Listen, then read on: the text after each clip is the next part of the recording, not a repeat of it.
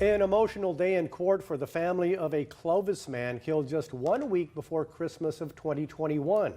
Police found 67-year-old Stephen Rogers dead in his Clovis home on December 18th. They say he had been shot in the back. Mary Sanchez pleaded no contest to one count of voluntary manslaughter.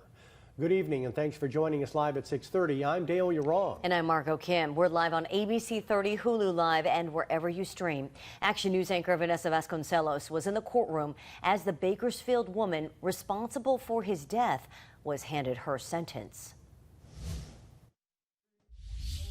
Because my dad was my biggest fan.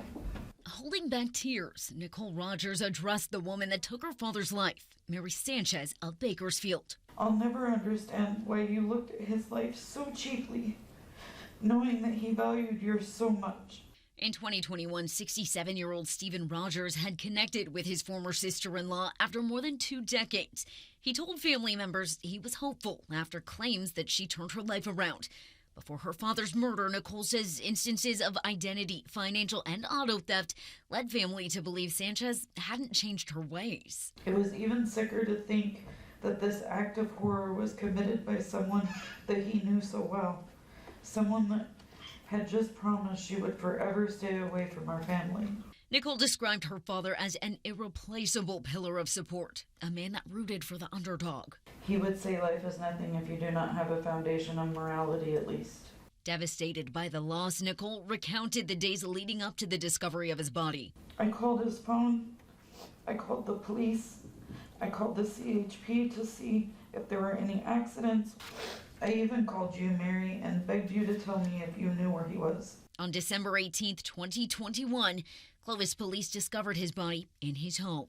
It plagues me to think about my dad laying there lifeless, unable to defend himself, and no one was there to rescue him. I have spent many sleepless nights torturing myself with the thoughts of what I could have done to prevent this tragic event. Judge Charles Lee, moved by victim impact statements and letters, had this to say before deciding on Sanchez's sentence. And he will be with the family in spirit. He would not want you to be torturing yourself and having those type of thoughts. Sanchez pleaded no contest to manslaughter with a gun enhancement. She was sentenced to 21 years in prison. In Fresno County, Vanessa Vasconcelos, ABC 30, Action News.